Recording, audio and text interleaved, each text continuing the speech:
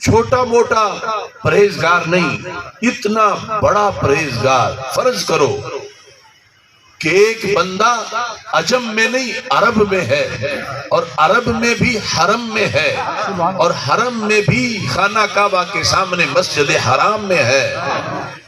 2-4 گھنٹے نہیں، ساری زندگی اس نے وہاں گزاری۔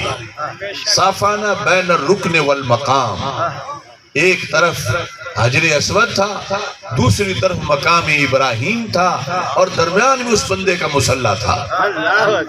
اس کے اتنے سورسز تھے، اسے کوئی وہاں سے اٹھا نہیں سکتا تھا۔ 2-4 مہینے کا ویزا نہیں تھا، اس کی اور کوئی مصروفیت ہی نہیں تھی، نہ کسی کی شادی میں، نہ کسی کے غم میں جاتا، نہ کسی سے بات چیت کرتا۔ وہاں مصلی بچھا کے بیٹھا ہے، اور وہاں تو بندہ صرف بیٹھا رہے تو انوار میں دھل جاتا ہے۔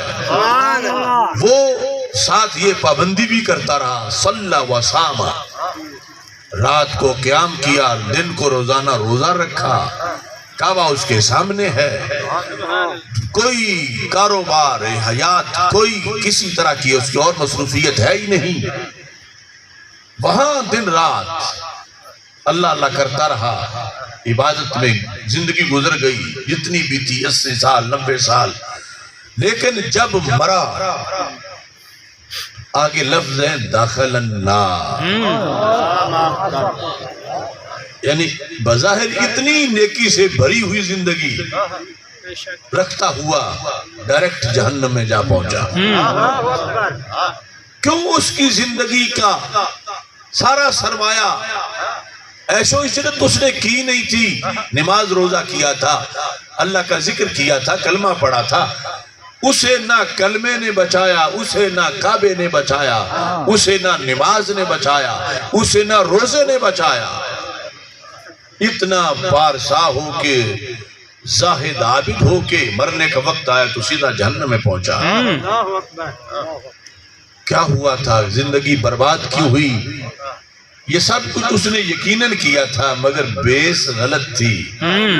اس کے مسلک میں ایک غلطی تھی، اس کے نظریے میں ایک غلطی تھی، اس ایک غلطی نے سب کچھ برباد کر دیا۔ نماز بچاتی ہے مگر قبول ہو تو بچا لیتی ہے، کلمہ بھی ہاتھ پکڑتا ہے کلمہ پڑھنے والے کا، مگر وہ کلمہ منظور ہو اللہ کے دربار میں، کعبہ بھی بچاتا ہے۔ اسے کسی نے نہیں بچایا، کیونکہ مسلک میں ایک دراڑ تھی، صرف ایک عقیدے کے لحاظ سے۔ وہ کیا ہے؟ ہمارے آقا صلی اللہ علیہ وسلم فرماتے اس نے سب کچھ کیا، صلی و صام، روزے رکھے، نمازیں پڑھی، لیکن وَهُوَ مُبْغِضْ لِأَهْلِ بَيْتِ محمد صلی اللہ علیہ وسلم۔ اس نے سب کچھ کیا تھا، مگر اس کے دل میں ایک بیماری تھی، اس کا مسلک اہل سنت کا نہیں تھا، اس کے دل میں بغض آل محمد صلی اللہ علیہ وسلم تھا۔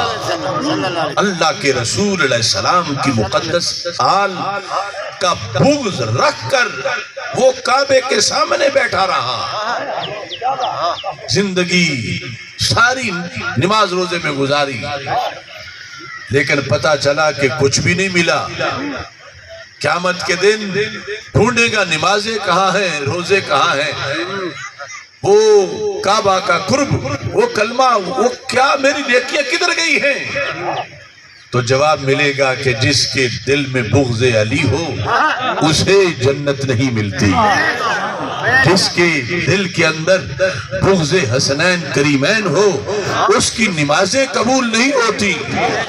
تو نے پہلے اپنا عقیدہ صحیح کرنا تھا، اور اس پر پھر تو سو بھی جاتا تو نیکی ملتی رہتی، اور تیری بد اعتقادی کی بنیاد پر سارا تیرا سفر رائگاں چلا گیا۔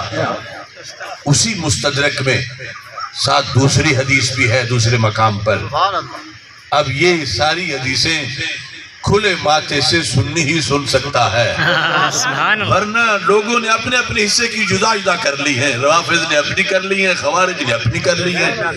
یہ سنی ہے کہ جس سرکار کے ہر فرمان کو سن کے خوش ہوتا ہے۔ بے شک بے شک، سبحان اللہ سبحان اللہ۔ میرے آقا صلی اللہ علیہ وسلم نے فرمایا ان اللہ اختارنی واختار لی اصحابا۔ اے قیامت تک میرے آنے والے غلاموں یاد رکھنا، اللہ نے اپنے لیے مجھے پسند کیا۔ ان اللہ اختارنی، مجھے اپنا حبیب بنایا۔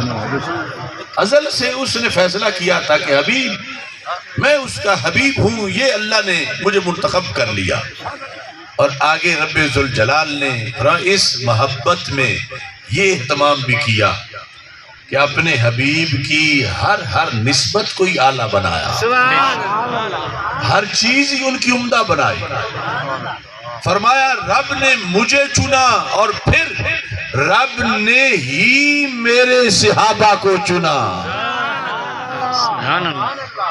یہ جملہ بھی بڑا قابل غور ہے۔ آج ملک میں ناموس اہل بیت و صحابہ بل کے خلاف کچھ لوگ عرضہ سرائی کر رہے ہیں، اور حقیقت میں اپنے چہرے سے نقاب اتار کے بتا رہے ہیں کہ وہ کون ہیں۔ صحابہ کا معاملہ معمولی نہ سمجھو، جیسے وہ مسلک کی غلطی تھی کہ بغض اہل بیت ہو تو سب کچھ لٹ جاتا ہے، ایسے بغض صحابہ ہو تو پھر بھی سب کچھ برباد ہو جاتا ہے۔ جنتی جنتی جنتی جنتی جنتی جنتی عظمت رسول کے پاس باہیں پاس باں، عظمت رسول کے پاس باہیں پاس باں، ہم چادر بطول کے پاس باہیں پاس باں، چادر بطول کے پاس باہیں پاس باں۔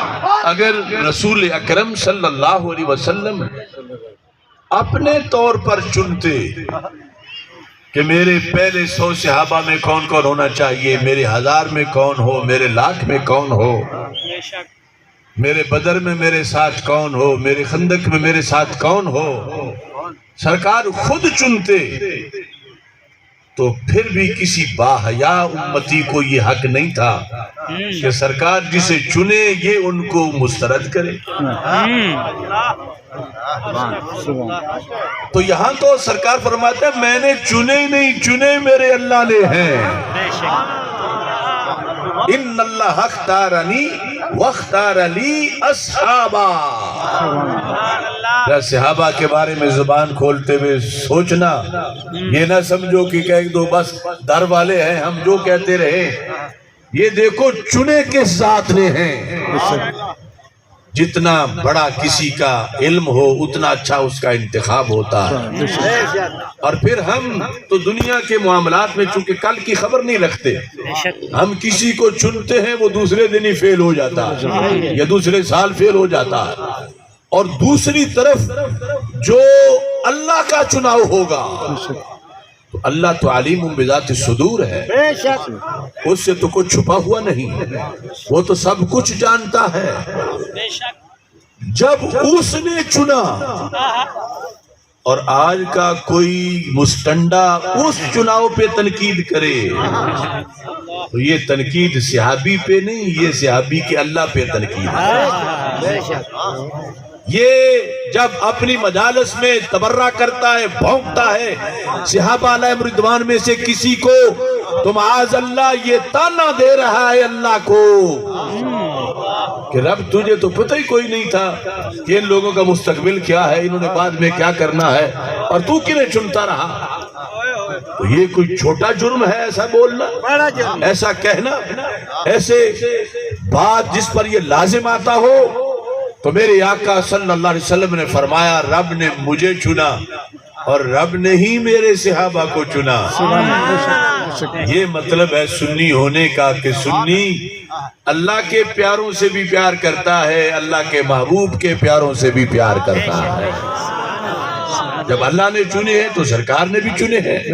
اور پھر سرکار فرماتے ہیں کئی تو وہ ہیں جنہیں رب نے 2 بار چنا, کئی وہ ہیں جنہیں 3 بار چنا, کئی وہ ہیں جنہیں 4 بار چنا.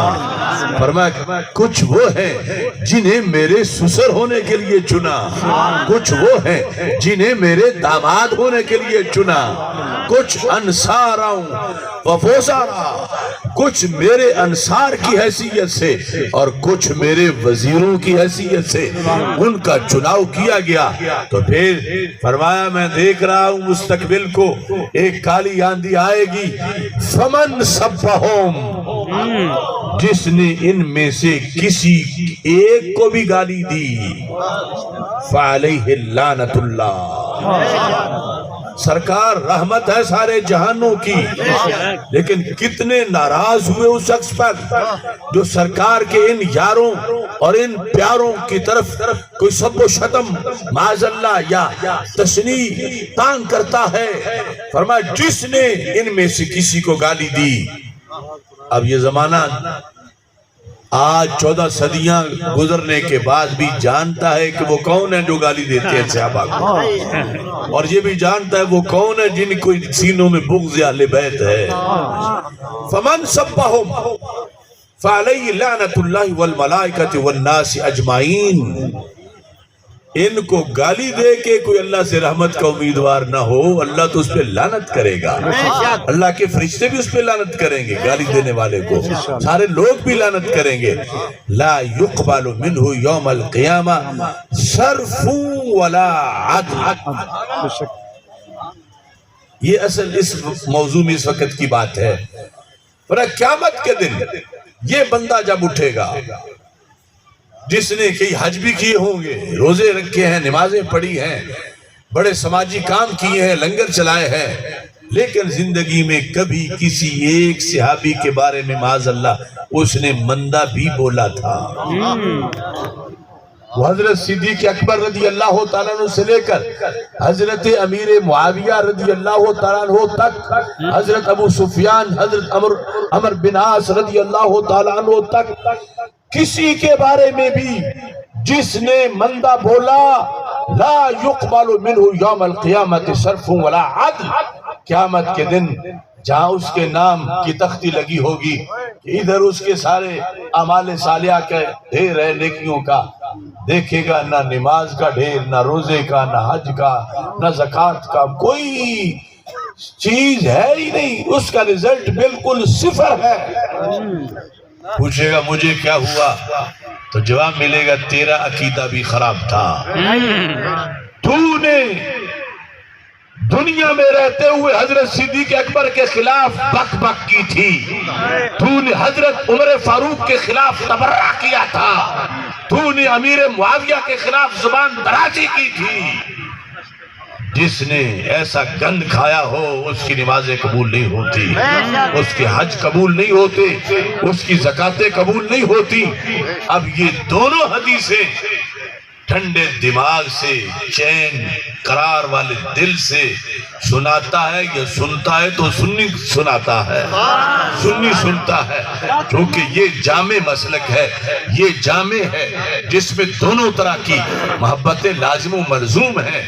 ایک طرح کی محبت ہمارے مسلک میں اگر ہو تو وہ سچی ہوتی ہی نہیں, کیونکہ محبت کا سبب ہے ذات رسول علیہ السلام. ہم نے جس سے پیار کرنا ہے سرکار کی وجہ سے کرنا ہے. اگر سرکار کی نسبت سے مٹی سے پیار لازم ہے, اس سے ان سواریوں سے پیار لازم ہے, ان غاروں سے پیار لازم ہے, تو ان پیاروں اور یاروں سے پیار کیوں لازم نہیں ہے؟ سبحان اللہ. عشق رسول صلی اللہ علیہ وسلم کامل ہے تو اہل سنت کا ہے. سرکار کی عشق کا دعویٰ کر کے پھر سرکار کی آل کے خلاف بھونکنا معاذ اللہ, اور سرکار کی عشق کا دعویٰ کر کے سرکار کے اصحاب کے خلاف معاذ اللہ بھونکنا, یہ کبھی دعویٰ سچا نہیں ہو سکتا. سچا دعویٰ یہ ہے کہ اصل تو محبت ہے ذات رسول علیہ السلام کی, اور ذات رسول علیہ السلام سبب ہے محبت اہل بیت کے لیے, سبب ہے محبت صحابہ کے لیے. جب سبب ایک ہو تو مسبب بھی ایک ہوتا ہے. یہ دونوں محبتیں کہنے کو دو ہیں، حقیقت میں ایک ہیں، جو کہ ایک ذات کی وجہ سے ہیں۔ اس ذات محمد علیہ السلام نے اپنی آل کا پیار بھی لازم کیا ہے، اپنے اصحاب کا پیار بھی لازم کیا ہے۔ لہٰذا جب پیار ایک سینے میں ہو آل کا اور بغض دوسرے سینے میں ہو تو یہ دو جدا جدا سینے لڑتے ہیں، جھگڑتے ہیں، ٹکراتے ہیں، فتنہ فساد ہوتا ہے۔ اور جب ایک ہی سینے میں پیار بھی ہو آل کا اور اسی سینے میں پیار ہو اصحاب کا، اب یہ سینہ کیسے لڑے گا؟ یہ ہے امن کا فارمولہ، یہ ہے پوری دنیا میں اہل سنت کے نزدیک جو پیغام امن ہے، یہ ہے حقیقت میں امن۔ ورنہ فسادی لوگ فساد برپا کرتے ہیں اور ساتھ امن کی تسبیح بھی پڑھتے رہتے ہیں۔ امن یہ ہے کہ جو کائنات میں امن لائے ان کی ہر نسبت کا ادب ہو، ان کی ہر نسبت کا احترام ہو اور ان کی وجہ سے سب کو مانا جائے۔ اگر سرکار سے ہٹ کر ان ذاتوں کو اپنے طور پر مانا جائے، دین پھر بھی وہ ماننا قبول نہیں کرتا۔ دین کہتا اسے ہی قبول کروں گا جو آل کو مانے تو سرکار کے صدقے مانے، اصحاب کو مانے تو سرکار کے صدقے مانے۔ تو یہ ماننا عرف عام میں مسلک اہل سنت و جماعت کہلاتا ہے۔